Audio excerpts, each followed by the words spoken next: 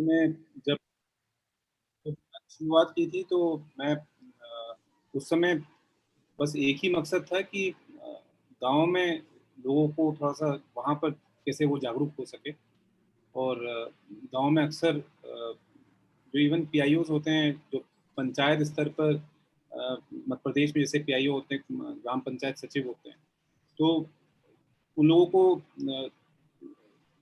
कानून की जानकारी बिल्कुल भी नहीं थी और वही हाल जो आरटीआई एप्लीकेंट्स थे, उनका भी वही हाल था। तो इनफैक्ट ये जो हम अ, जो 50वीं ये जो वेबिनार की स्वर्ण जयंती मना रहे हैं, तो वो उनके सहयोग के बिना नहीं हो पाता। आज हम जिस मुकाम पे पहुँचे हैं, तो उसके पीछे जितने हमारे साथ में सुनने वाले साथी लोग जुड़े हुए हैं, उन सबका बहुत सहयोग रहा है और मैं उनको दिल से शुक्रिया अदा करता हूँ कि आप लोगों की वजह से ही हम लोग अब यहाँ तक आ पहुँचे। अभी आगे और जाना है। इनफैक्ट जैसा शैलेश गांधी साहब ने बताया कि इसमें धारा 4 के तहत ही सुयो मोटो इसको जो है ये सारी इंफॉर्मेशन डिक्लेयर करनी चाहिए थी, लेकिन अभी तक मैं कहीं भी किसी भी स्टेट गवर्नमेंट का वो मैकेनिज्म नहीं देख पाया हूँ, जहाँ पर सारी इंफॉर्मेशन कैटेगोरिकली सामने वेबसाइट पर आपको दिखाई देती हो। जैसा मुझे अभी नितिन साहब ने बताया कि इन्होंने बताया कि किस तरह से वहाँ पर एक हेल्पलाइन नंबर शुरू किया गया राजस्थान में और वो हेल्पलाइन नंबर की जानकारी जो वहाँ पर एक्टिविस्ट वो प्राप्त कर सकते हैं, but I would like to know कि क्या वो जो डेटा जो एंट्री करते हैं वो हेल्पलाइन नंबर पर, तो क्या उसमें ये प्रावधान रहता है कि आप वेबसाइट पर ये देख पाते हैं कि वो वेबसाइट पर भी अपडेट करते हैं कि सब लोग उसको देख सकें, और नहीं है तो वो करना चाहिए ताकि जैसे नंबर ऑफ बेड्स कितने खाली हैं, दवाइयाँ किस किस का ऑनलाइन रिक्वेशन आती जा रही है हेल्पलाइन पर, तभी तो सिस्टम पारदर्शी बनेगा। आपको मालूम कैसे पड़ेगा कि किसने आपका नंबर कौन सा है, कब आपने मेडिसिन रिक्वेस्ट की है, और आउट ऑफ क्यू और आउट ऑफ वे जाकर के किसी और को मेडिसिन मिल गई या किसी और को इंजेक्शन लग गया या किसी और को बेड मिल गया, तो ये सारी व्यवस्था तो तभी पारदर्शी बनेगी जब आप ये सब कुछ डाल देंगे वेबसाइट पर। अभी जाकर के मैं देख रहा हूँ कि मध्य प्रदेश गवर्नमेंट ने अपने हेल्थ वेबसाइट, कल मैं चेक कर रहा था, अब उन्होंने निकाला है कि रेट जो है हॉस्पिटल्स में, प्राइवेट हॉस्पिटल्स में रेट फिक्स किए जाएंगे। लेकिन ये इंफॉर्मेशन डिस्ट्रिक्ट लेवल पे उनकी जो डिस्ट्रिक्ट वेबसाइट्स हैं वहाँ पर ये इंफॉर्मेशन अवेलेबल नहीं है। तो मुझे लग रहा है कि अभी तो एक तो इसमें इसको तत्काल ये किए जाने की आवश्यकता है कि जो डिस्ट्रिक्ट लेवल की जो वेबसाइट्स हैं वहाँ पर ये डिस्प्ले हो सके कि हॉस्पिटल्स जो हैं उनके क्या क्या रेट लिस्ट हैं वो एक तो सामने रखें, और अभी फिक्स रेट लिस्ट जो है वो गवर्नमेंट ने डिसाइड किया है, तो उसको भी पब्लिसाइज करना चाहिए उनको, क्योंकि ये इंफॉर्मेशन जो है एक जगह सिर्फ स्टेट कैपिटल की जो यहाँ पे जो वेबसाइट है सिर्फ वहाँ पर अवेलेबल है, लेकिन गांव में कैसे मिलेगी या फिर डिस्ट्रिक्ट लेवल पर उसको कैसे अवेलेबल कर पाएंगे, क्योंकि सतना से भी कई जगह से हमें यही कंप्लेंट मिलती रहती है कि अभी भी ऐसे कई कंप्लेंट्स वहाँ पेंडिंग भी है, जहाँ 8-8 लाख, 5-5 लाख, 6-6 लाख के बिल्स बना दिए गए हैं और लोग उसको अब क्लेम कर रहे हैं, कंप्लेन कर रहे हैं डिस्ट्रिक्ट कलेक्टर के पास जाकर के कि ओवरचार्ज किया गया है। तो अब मुझे लग रहा है कि इसको तत्काल जो प्रोटोकॉल के हिसाब से, जो इमरजेंसी प्रोटोकॉल के हिसाब से, जो मैं बार बार कहता हूँ कि उसमें यूनिफॉर्मिटी भी होनी चाहिए कि क्या क्या इंफॉर्मेशन आप डिस्ट्रिक्ट लेवल पर उसको स्यो मोटो हर जगह ये इंफॉर्मेशन अवेलेबल होगी, दवाई की, इंजेक्शन की, बेड की, ताकि आगे आने वाले समय में अगर कोई इस तरह का वो होता है, फिर से तीसरा वेव आता है, तो कम से कम इंफॉर्मेशन के अभाव में लोग नहीं मरे, ये नहीं होना चाहिए। इवन मैं कहता हूँ कि जो राशन कार्ड का आप देखिए, राशन को लेकर अगर कोई कंप्लेन होती है, तो वो भी जैसा अंजलि जी बता रहे थे कि इस वक्त मतलब मैंने सबसे बड़ी विडंबना इस बार तो ये रही कि लोग मतलब अब इस वक्त इस सदी में हम लोग अगर भूख से मरने वाली बातें कहें तो वो बहुत ही शर्मनाक बात है, जबकि सरकार के पास आप और हम लोगों के टैक्स का पैसा जाता है और उसी से ये सारा राशन वहां पर इन लोगों के लिए अवेलेबल करवाया जाता है, और वो राशन वहां नहीं पहुंचे और कहीं और चले जाए, और उसमें ये कहने वाली बात नहीं है कि उसमें कितना भ्रष्टाचार होता है, सबको पता है।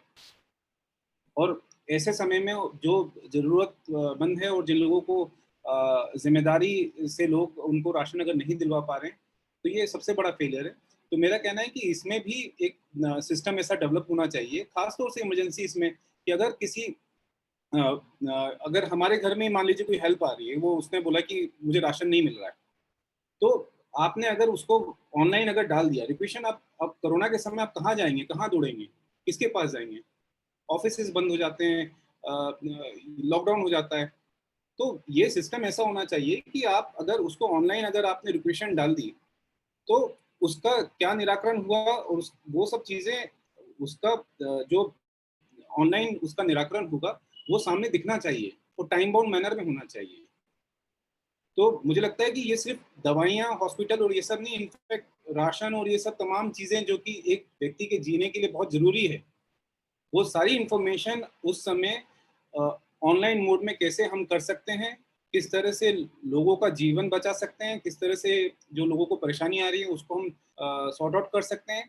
ये सब चीजें एक तरह से उसको हम लोगों को देखना होगा कि वो कौन कौन सी इंफॉर्मेशन है जो अब जरूरी है, जिसको हमें देना चाहिए। तो हम अब आगे और वक्ताओं को सुनेंगे। शिवानंद द्विवेदी जी। सर धन्यवाद। बहुत ही महत्वपूर्ण बिंदुओं पर सर आपने प्रकाश डाला है जो बिल्कुल रूट से जुड़ी हुई है। यहाँ पर हम सभी जो हमारे साथी हैं और जो भी सब लोग जुड़े हुए हैं उनके माध्यम से हम आपसे एक सवाल पूछ लेते हैं। आप सूचना आयुक्त भी है, वर्तमान में एक्टिंग चेयरपर्सन है, और बात आई कि इस कोविड के दौरान कैसे हम जानकारी जल्दी प्राप्त कर पाए। धारा 7(1) की बात आई, 48 आवर्स की बात आई, सब बातें आई। लेकिन सवाल ये है कि जैसे यदि हम ऑनलाइन आरटीआई आवेदन फाइल करना चाहें एमपी में, तो उसकी क्या उसकी स्थिति है, और उस पर थोड़ा सा प्रकाश डाल दें।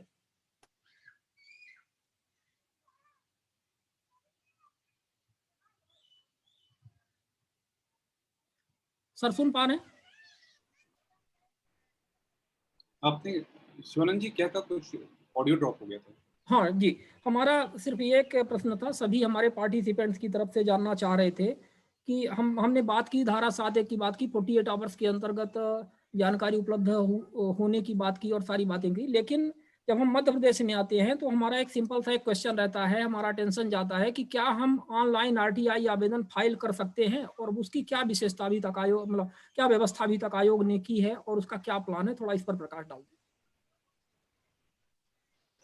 देखिए, आयोग में चूंकि मेरे पास तो एक डिवीजन है, तो डिवीजन स्तर पर मैंने जैसा आपको बताया कि पिछली बार 2020 में जब फर्स्ट वेव कोरोना का था, तभी हमने उस समय ही एक आदेश निकाला था।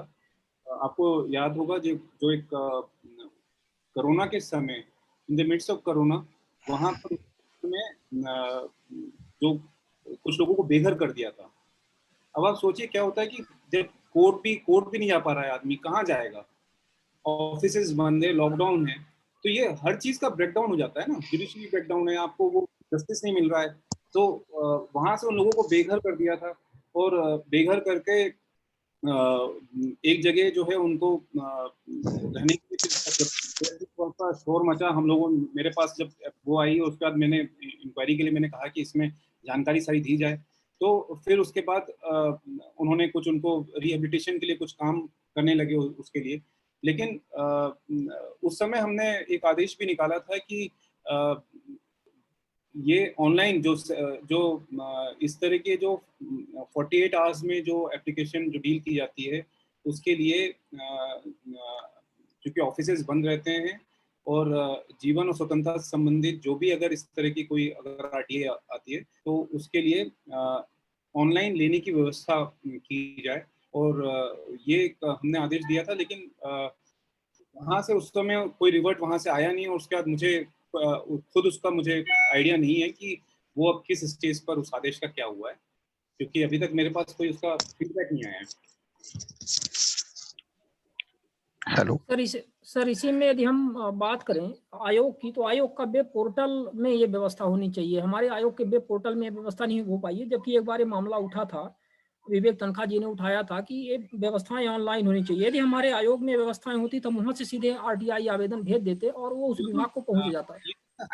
अब आयोग में ही क्या, हर जगह, मतलब मुझे तो लगता है कि ये मतलब ना, हम लोग इसको इस पे ना रखे, सीमित ना रखे सिर्फ आयोग तक। मैं तो कहता हूँ कि हर पीआईओ ऑफिस जो है वो ऑनलाइन होना चाहिए। इवन आपका फर्स्ट अपील आपकी ऑनलाइन होनी चाहिए, जैसा महाराष्ट्र हाई कोर्ट का डिसीजन आया, अभी शैलेश गांधी साहब ने बताया था लास्ट टाइम कि जो प्रथम अपील है वो भी ऑनलाइन करने की व्यवस्था है वहाँ पर, उसकी सुनवाई जो है वो ऑनलाइन होती है।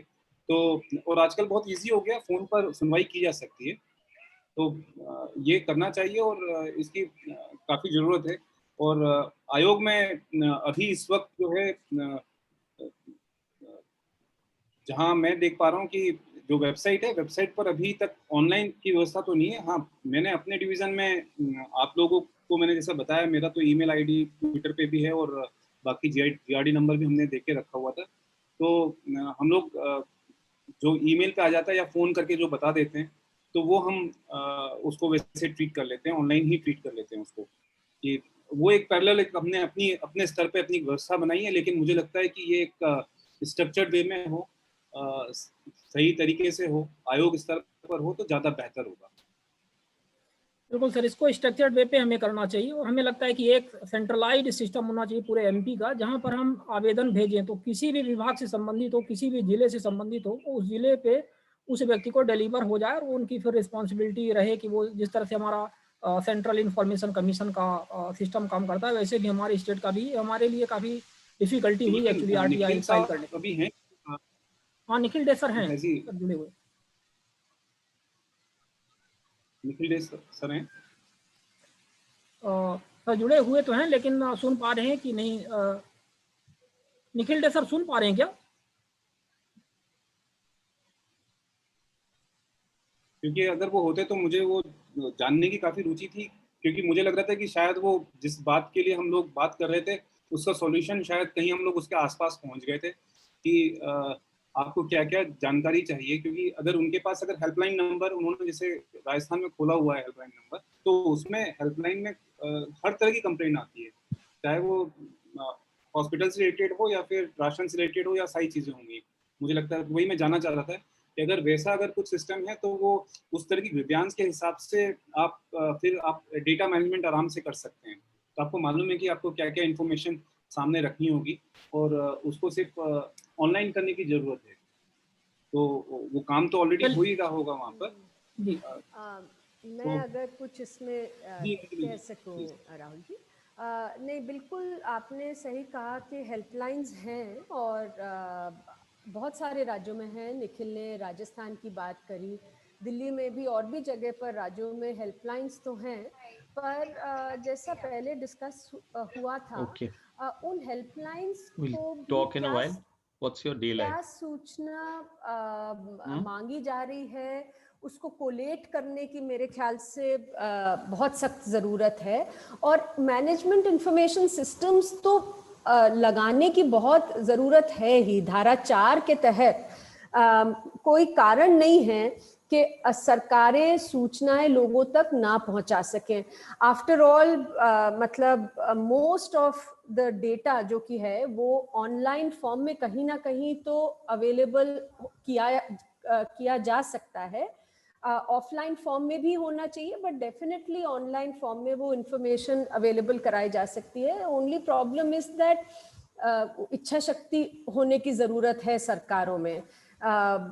लिस्टें भी मालूम है, इतनी आरटीआई एप्लीकेशंस आ रही हैं। हम शुरू से कह रहे हैं कि जो आरटीआई एप्लीकेशन आती हैं उन्हें ही अगर कंपाइल कर लिया जाए और उसमें क्या क्या लोग मांग रहे हैं, और स्पेशली जब वो रिपीटेड रिक्वेस्ट्स आ रही हैं जिन चीज़ों के ऊपर, वो सूचना तो सरकार धारा 4 में मुहैया करा दे। मतलब इसमें कोई सोचने की बात ही नहीं है कि जब इतना महामारी चल रही है तो लोगों को ये जानने की इच्छा है कि कहाँ पर कौन से अस्पताल में, कोविड डेजिग्नेटेड हॉस्पिटल में बेड्स अवेलेबल हैं। और बेड्स केवल अवेलेबल नहीं, ये भी कि किस बेड पे ऑक्सीजन की अवेलेबिलिटी है, जो बेड अवेलेबल है, किस पर वेंटिलेटर पॉसिबल है। ये सारी सूचना तो खुद ब खुद सरकारों को लगा देनी चाहिए on the website and make it available. And essential drugs जो भी ज़रूरत है उसका stock, there is no rocket science in that कि क्या सूचना चाहिए है, तो अगर सरकारें चाहें तो वो कर सकती हैं। और जब हेल्पलाइन के ऊपर भी प्रॉब्लम्स आ रही हैं, जो लोग फोन कर रहे हैं, ज्यादातर यही सब हेल्थ रिलेटेड इश्यूज लोग पूछ रहे हैं क्योंकि वो बेसिक इंफॉर्मेशन अवेलेबल नहीं है। फिर सरकारों ने हेल्पलाइन चला रखी है राशन के ऊपर। अब उसमें लोग ये पूछ रहे हैं कि जी राशन कब आएगा, क्या स्टॉक की अवेलेबिलिटी है, प्रॉब्लम्स हैं कि हमारे पास राशन कार्ड नहीं है, हमें राशन की ज़रूरत है, या फिर दुकान बंद पड़ी है ना। इसके ऊपर भी सारी सूचना है जो कि इतने समय से मांग रहे हैं लोग, तो उसके ऊपर अगर वो धारा 4 में अगर उपलब्ध करा दी जाए ऑनलाइन और बोर्ड्स के ऊपर एट अप्रोप्रिएट प्लेसेस ऑफलाइन, क्योंकि सब लोग अनफॉर्चुनेटली डिजिटल डिवाइड के कारण नहीं भी ऑनलाइन जा सकते, उनके लिए बोर्ड्स पे भी मुहैया करा दी जाए। सो आई थिंक दैट जो आपने कहा कि जो भी इश्यूज के ऊपर लोग सूचना मांग रहे हैं और जो हेल्पलाइन पे इश्यूज उठा रहे हैं, अगर सरकारें उन्हें कंपाइल करके सूचना को दे दें, that will resolve a lot of the problem. And बहुत सारे लोगों को आरटीआई एप्लीकेशंस लगाने की जरूरत नहीं रहेगी और कंप्लेन करने की जरूरत नहीं रहेगी ऑन द हेल्पलाइंस।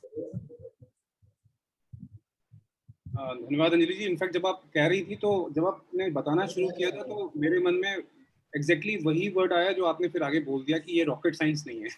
मैं सोच ही रहा था कि ये रॉकेट साइंस नहीं है और आपने बोल दिया, व्हाट अ कोइंसिडेंस। लेकिन निखिल डे सर हमारे बीच में जुड़ चुके हैं जी। उनसे जान लेते हैं, ये जो हेल्पलाइन की बात आपने की थी कि ये जो हेल्पलाइन है, तो ये क्या इसमें सभी तरह की ग्रीवेंसेस डील कर रहे हैं?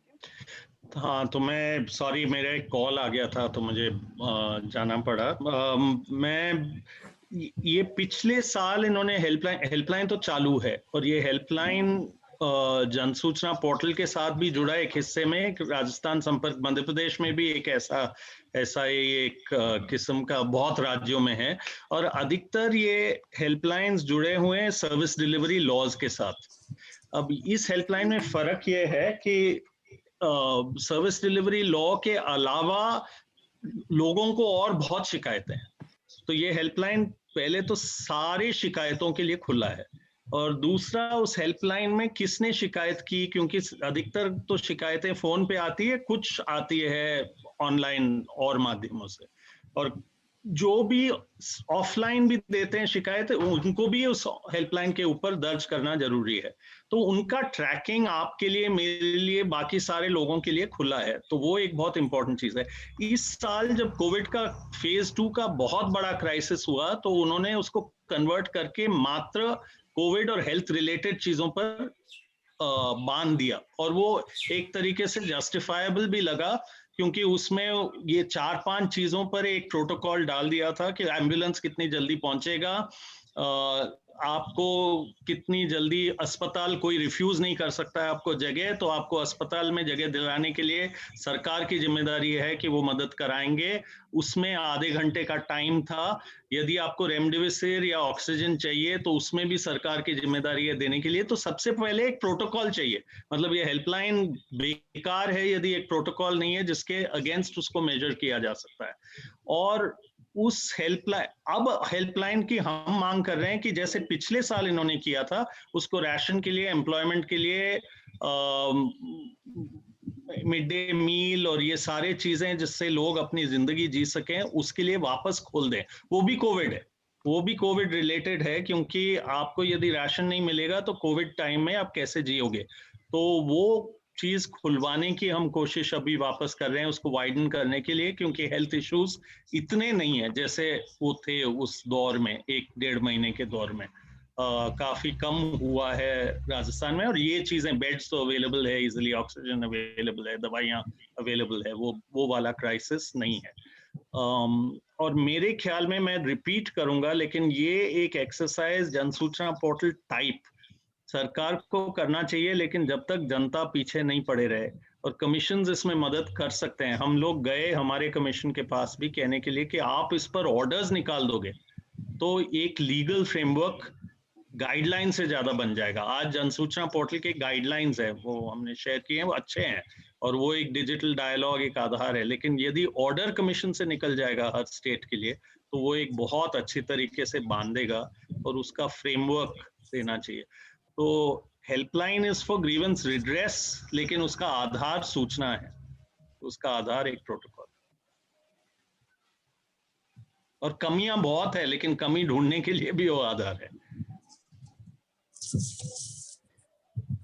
जी सर, धन्यवाद। बहुत अच्छी व्यवस्था है कि हम राजस्थान जैसी व्यवस्था पा जाएं और कर पाएं इस तरह से, तो हमारे ख्याल से बहुत अच्छा, हम सब इससे लाभान्वित होंगे। सभी स्टेट्स में हम सबको मिलजुल करके प्रयास करना पड़ेगा। और जिस तरह से आपने कहा है कि जनता को पीछे लगे रहना पड़ेगा, क्योंकि हम ये नहीं मान सकते कि सरकार स्वयं ही अपने आप सब कुछ कर देगी, क्योंकि यदि करती तो आज हमें ये स्थिति उत्पन्न नहीं होती। हमारे बीच में प्रवीण पटेल जी हैं, फोरम फॉर फास्ट जस्टिस के आप ऑनरी ट्रस्टी हैं, और बहुत अच्छा आप काम कर रहे हैं पूरे नेशन वाइड। आपने आदिवासियों के बीच में रह करके लगभग 20 वर्ष बहुत ही ग्राउंड लेवल पे आपने काम किया है, और आपके अच्छे ग्राउंड लेवल के एक्सपीरियंसेस हैं, अनुभव हैं। आप और माननीय गांधी सर और सारे लोग मिल करके, उनकी टीम के मेंबर भी हमारे बीच में, पृथ्वीपाल ढिल्लन जी भी हैं, उनको भी इन्वाइट करेंगे इसके बाद, वो भी अपनी बात रखेंगे। आप सब मिलकर के बहुत अच्छा प्रयास कर रहे हैं। मिशन ग्राम सभा का भी एक अच्छा प्रयास है, अभी आपने चालू किया है कि किस तरह से ग्राम सभा, जो सबसे सशक्त एक इंस्ट्रूमेंट है हमारे पंचायती राज अधिनियम में, जिसको कहें कि विधानसभा और लोकसभा से भी ज़्यादा पावर दी गई है, लेकिन किस तरह से वो डिसफंक्शनल किस्म की है, पूरी तरह से फंक्शनिंग में नहीं है, और कैसे उसकी वजह से समस्याएं हो रही हैं, उस पर भी आप काम कर रहे हैं। हम सीधे आपको इन्वाइट करेंगे। श्री प्रवीण पटेल जी, कृपया सर आप अपने आप को अनम्यूट करें और अपनी बात रखें। शिवानंद जी, धन्यवाद आपको और आपके सभी साथियों को भी। विषय है आपका आरटीआई का और आरटीआई